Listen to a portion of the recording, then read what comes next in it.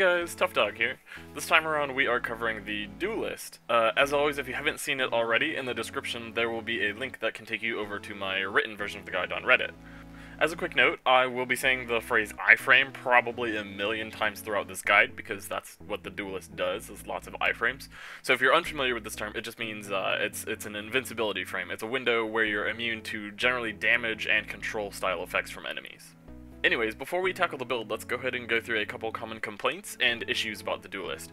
If you're not interested in these, in the description below you can find timestamps that will take you to any segment of this guide that you're really interested in.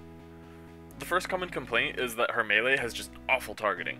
Now, I disagree. I think that her melee has probably the best targeting out of any of the characters because it actually tracks targets for you. When you use your melee on an enemy, most of the time it will kind of freeze them in place and then you teleport to them and hit them, obviously. Now, you don't always get that sort of lock-in-place effect, but I find that the only times that really happens to me is off-host, because the game doesn't really process that you triggered your melee on whatever target, so it doesn't really hold them in place. When you can see an enemy's health bar and name, that acts as a sort of soft lock system, so I think the main reason for this complaint is that people don't really notice that they're losing that soft lock system when they trigger their melee. And if you trigger your melee without having that soft lock on the target, that's what causes you to randomly teleport off into the sunset instead of cutting that dude in half. The next really common complaint with the Duelist is that her melee doesn't do enough damage for how long the windup is. Now, I can't completely disagree here, because if it did maybe 10%-ish more damage, you would be able to 1-2 punch those common mooks like the Raiders and the Chosen. You can run a level 1 booster and you'll get just enough damage to finish them off, but it's a booster nonetheless, and I know a lot of you guys don't really like to rely on boosters for your damage. So that can be kind of a downside to the Duelist for you. While I do wish that she had just a teensy bit more damage to make her more efficient for those common enemies, her melee is still an incredible utility due to all of the iframes that it provides. One thing to keep in mind is appropriate timing of these iframes though. If you start your attack too early, you'll end up catching yourself right in the worst part of an enemy's attack. So if you see a Hydra just starting his swing and you start your melee, there's a pretty solid chance that instead of iframing his insta-kill or his pick-up smash sort of insta-kill, you're gonna actually put yourself right in the end of it, so he's gonna pick you up anyways. So it's really important to make sure that you're paying attention to timing with the attacks and making sure that you're setting up your iframes appropriately. Because if you're not, that's where you start running into issues where you get stuck in that little vulnerable state and you end up taking a lot of damage. And a lot of people argue that her invulnerability isn't long enough on her melee, but the thing is, it's not that it's too short, it's just that they're not timing it accurately to dodge the enemy attacks. The third really common complaint that I see about her is that she's incredibly squishy. She's actually a tank, but she's not your typical warrior style of tank. She's more of your assassin-y dodge style tank. She's obnoxiously durable, but her durability comes from embracing that dodge tank style of play. So if you don't learn to time your plethora of iframes adequately, you're really going to have a bad time when you're playing the Duelist. Now, there are some talents that we'll cover in the build that will get you through the downtime of the internal cooldowns between iframes, but it's still really important to make sure that you learn to time them correctly in order to dodge attacks. Anyways, with all of that said, let's go ahead and get into the build. Your first and primary ability as the Duelist is Charge. This is really your kind of core tool. You're going to be using this to engage, to disengage, to iframe attacks, to top off your shields, to give you more burst, to give you damage resistance. It's just a huge, powerful tool to the Duelist. At ranks 2 and 3, we grab Recharge Speed and Damage and Force.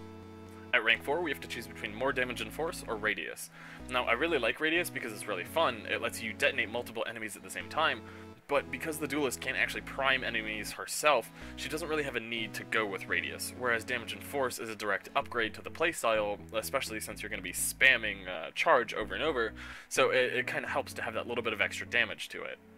Also, Force is what causes you to stagger enemies, so boosting it never really hurts. Now, Radius can really shine if you're always going to be playing with an Asari Adept or a Krogan Gladiator who can really prime everything all the time for you, but unless you're consistently going to only be playing your Duelist when you're with friends that are rolling those characters, you're not really going to get very good mileage out of Radius compared to the always prevalent Damage and Force upgrade. At rank 5, we have to choose between a weapons and melee buff for 3 seconds after charging, or power synergy, which gives us boosted biotic power damage for 5 seconds after charging. I really suggest sticking with weapons and melee, because when you pair it with a talent that we pick up from another tree, it gives you a really solid amount of burst following your charges. I tried to make a radius power synergy shock trooper style build work, but it just really consistently underperformed because the Duelist doesn't have a way to prime on her own, and she's an extremely mobile character, so not a lot of characters can really keep up with how fast she can go from enemy to enemy. So even when you're playing with friends that are on the Gladiator and the Asari Adept, you're still not going to have enough priming to really keep you flourishing. At rank 6, we have to choose between Bastion and Shock Trooper. Now, I really wanted Shock Trooper to work and be awesome, but it unfortunately just doesn't. The way that recharge speed works in this game is a little bit different than most games. So while 75% recharge sounds like it's a huge buff and it's going to cut the skill to almost no cooldown, it actually only takes off 2 seconds from the recharge, so it brings it from 6 seconds to 4 seconds. Bastion, on the other hand, gives us 5 seconds of 75 damage resistance. It also causes it to top off our shields instead of just 50%, and it gives charge a little bit of extra damage. Let's say, for example, you're running a shield-powered lance build. In any 12-second period, Shock Trooper will let you charge 3 times and Bastion will let you charge twice. Shock Trooper is going to give you a total of 150% shields restored in that period. Bastion is going to give you 200% shields restored and 10 seconds of uptime on a 75 damage resistance buff. So even on builds where you're trying to get your shields back as quick as possible and then spam them for the lance casts, you still benefit more from choosing Bastion than you do from choosing Shock Trooper. Due to skill point limitations, you always have to choose one of your abilities to kind of neglect. And for the Duelist, our neglected ability is going to be Backlash. It does what it needs to do just fine at rank 1, and we don't actually use it very often, so we don't really get much from ranking it up. The only appealing talent that Backlash offers is Damage Aftermath at rank 6. This causes you to have a 3-second buff to your gun damage, your power damage, and your melee damage following a Backlash. Now, because we already have a 3-second buff that follows charge that we're trying to capitalize on, we don't really want to pick up this one as well because you can't actually stack the two.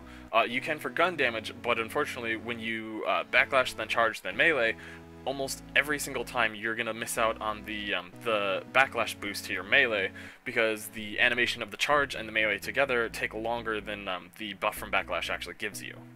So in theory, Damage Aftermath from Backlash is pretty cool, but in practice it just doesn't really do much for us. Your final active skill is Lance. This is the last skill you're going to be ranking up once you start unlocking those additional Duelist cards. Lance is a really great snipe, and in my opinion, it's one of the best detonators you can have. I think it's just a really underrated skill because everyone just really misses Warp from ME3. At ranks 2 and 3, we pick up Recharge Speed and Damage and Force. At rank 4, you have to choose between Damage and Force or Radius. Now, again, same as Charge, you don't really benefit from Radius very much on the Duelist, and when you use Lance, you're generally using it to either pop a quick prime or to get a little bit of a snipe in on a target. You're not really chucking it into singularities or annihilation fields very often, so you want it to have as much punch on those individual targets as you can get. At rank 5, we have to choose between Focused Blast and Anti-Shield. Now, if Lance was a little bit better at actually registering those weak point hits, then Focused Blast would easily be the go-to. But unfortunately, it doesn't really actually pick it up all the time, even when it's a direct headshot or a direct weak point hit. It's not going to actually register that you hit a weak point. So because of this, I strongly suggest Anti-Shield, because then you actually get consistent mileage out of it. I did an in-depth analysis of this, and I posted the results of it over on Reddit a while ago, so if you want to check that out, I'll leave a link in the description below. At rank 6, you have to choose between Knockdown and Shield Powered. Now, my suggestion here is probably going to be a little bit controversial because I suggest going for Knockdown over Shield Powered. Now, I know what you're thinking. You have Charge. Like, why would you go for Knockdown? You can refill your shields and then spam it for free. But the thing is, you don't actually need to spam Lance as the Duelist. It's not really ever going to benefit you very much to sit there and use it over and over. When you compare it to characters like the Asari Adept, who have a way to really prime enemies really easily, they can benefit from spamming Lance really quickly. But the Duelist, since she doesn't actually have a way to prime on her own aside from ammo powers, you don't really have a necessity to spam Lance. Doing so just ends up shortcutting your own damage output by cutting into the time that you should be using Charge and Melee. Another really important note is that when you're playing on Gold and eventually Platinum once it releases, you're going to need those shields to cover you between iframes. You have a ton of iframes as the Duelist, but that doesn't mean you're 100% invulnerable all the time. You do have a weird sort of internal cooldown on them, so you can't just sit there and endlessly melee. The cooldown is very brief, but it is still there. So having your shields really helps to protect you from that kind of stray gunfire or the random sharpshooter. So in my opinion, Knockdown just really synergizes a lot more closely with the Duelist playstyle, since spamming Lance will gimp you more than it will help you. Your first passive is Offensive Biotics. This line gives us a nice boost to our damage, and it also gives us a little bit more burst after a charge. At ranks 1, 2, and 3, we pick up some power damage, some weapon damage, and then some power and melee damage. At rank 4, you have to choose between recharge speed or more power damage. Now, I strongly suggest sticking with recharge speed. Power damage doesn't really do a whole lot for the Duelist, because most of your damage comes from enabling that burst by using charge and then using a melee and a little bit of gunfire. So, power efficiency lets you get the charge back slightly faster, and it also lets you get lance back slightly faster when you need to proc the Biotic Warrior talent. Neither of them are really bad options, but you just get a lot more consistent benefit from power efficiency than you do from power enhancement. At rank 5, you have to choose between a flat weapons and melee buff and combo detonation damage. Now, I did a lot of testing to try and figure out a way to make combo damage work on the Duelist by playing with a couple of friends, but it just really wasn't working. You really just don't get very much benefit from running that over the melee buff, and since this is a melee build, you want to squeeze out every little drop of melee damage that you can get.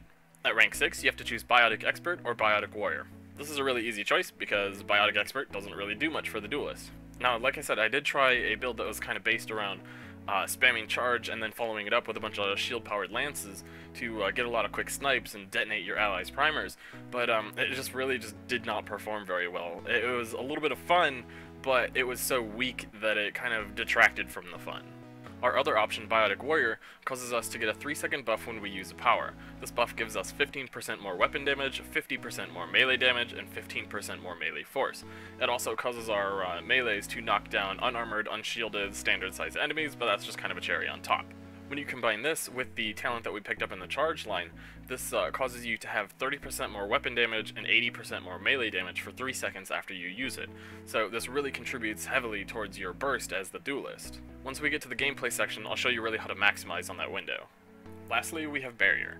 While it is supposed to be a defensive line, it actually gives us a lot of our melee damage. At ranks 1, 2, and 3, we pick up max shields, regeneration, and then melee damage. At rank 4, you have to choose between shield regeneration or max shields. Since the Duelist can top off her own shields over and over with charge, it really benefits you a lot more to have a higher max, so that way you can kind of absorb a little bit more damage before you have to start to panic. At rank 5, we have to choose between Barrier Drain and Biotic Alacrity. Biotic Alacrity is really a convenience style of talent, whereas Barrier Drain is a direct enhancement to your output as the Duelist. At rank 6, you have to choose between Saving Barrier and Active Barrier. Now, because most of your kills are going to come from either a melee hit or a quick gunshot after a melee, you don't really ever see any benefit from Active Barrier. Because of that, that makes Saving Barrier an even easier choice, as if it wasn't already. Saving Barrier is an absolutely insanely powerful talent. When your health drops to 25% or less, you immediately restore 100% of your shields. This is an amazing get-out-of-jail-free card for when you start to make bad decisions with your life. Now, I will admit, leveling the Duelist is not that much fun. I had so much more fun when I actually got her to the higher levels around, I think it was around like 16 or so, when she actually really started to shine. But when you're at those low levels, your damage output is just really lackluster, since melee builds tend to focus around the melee talents that buff them up. So when you're starting out from level 1, I would really suggest first picking up that rank 2 in charge to get that 35% recharge, and then after that I would rush Barrier up to rank 5, and then I would dump the rest into offensive Biotics. You'll suffer from not having Bastion super early on in charge, but you suffer a lot more when you don't actually have enough damage to kill things. So because of this, I really strongly suggest following that sort of path. As for weapons on the Duelist, as long as you're running a pistol or a shotgun, you're totally fine. A lot of people kind of argue you have to run a shotgun, you need that, the bigger melee mod from that compared to the pistols. Well, at rank 10, the shotgun mod gives you 33% melee damage, and the pistol gives you 29%. So in practice, this doesn't actually affect the amount of hits it takes to kill any enemies with the Duelist, even those enemies that you leave with just a sliver left. So because of this, you can really get away with whichever one you like better. Just make sure that you're not negatively influencing your power recharge speed with your weapon weight. My preferred loadout is the Equalizer and the Talon. I like the Talon for dealing with armored targets and kind of chunking enemies, and I like the Equalizer for whenever I run an ammo power to prime, and also for stripping shields. If you're a junkie for the Hurricane, that's also a really great option. Since most of your damage comes from charge and melee, you don't really have to rely on having a great weapon. You just want to make sure that you have one that, like I said, doesn't influence your weight, and that has the melee mod on it. When it comes to equipment, you really have to run the Juggernaut Shield. If you don't, your damage output is really going to suffer. If you really want to play the Duelist and you just happen to not have the Juggernaut Shield, your next best option is probably going to be Combative's Upgrade, and you can combine that with weapons like the Equalizer and the Hurricane and the Talon to get a little bit more damage out of them. Aside from that, you don't really benefit from any of the other equipment as the Duelist. And even then, Combative's Upgrade is still questionable just because of how powerful Juggernaut Shield is with her. When it comes to boosters, you don't have to use any on the Duelist, but if you really want to maximize, you're going to want to go for a Strength Enhancer and then an Ammo Power. If you're not a fan of using Ammo Powers, you could just as easily run something like a Max Shield Boost or a Power Recharge Boost. Now, keep in mind, like I said, you don't have to run any boosters at all, but if you want to be able to charge and then one-hit those enemies like the Raiders and the Chosen, you have to run a Strength Booster 1. But even in that case, it's still not really necessary, it's more of just a convenience sort of thing. Okay, let's get to the gameplay. I know I've already said it a bunch of times, but learning to time your iframes properly is probably the most critical thing about the Duelist. It'll really make the difference between making you feel like some biotic samurai goddess or feeling like you're just spending the entire game dead. Now, on that topic of learning, like I mentioned earlier as well, you really have to kind of master the art of dealing with the soft lock system, as weird as it is. I know everyone kind of seems to think that, oh, she just launches off randomly, but she really doesn't. She does have a locking type of system, it's just kind of wonky and strange, so it's something that you really have to adjust to. Recognizing how to account and adjust for it is really going to let you a lot more consistently land those hits on enemies. In general, just really practice using the melee, because you'll find that you can actually hit a lot of enemies that you wouldn't really think that you could, because her sword actually goes a little bit farther than it looks like it does, so you can usually kind of cut through cover to hit a lot of enemies. Okay, so to capitalize on the burst from your passives, you want to use your charge and then immediately melee and then follow it up with some gunfire.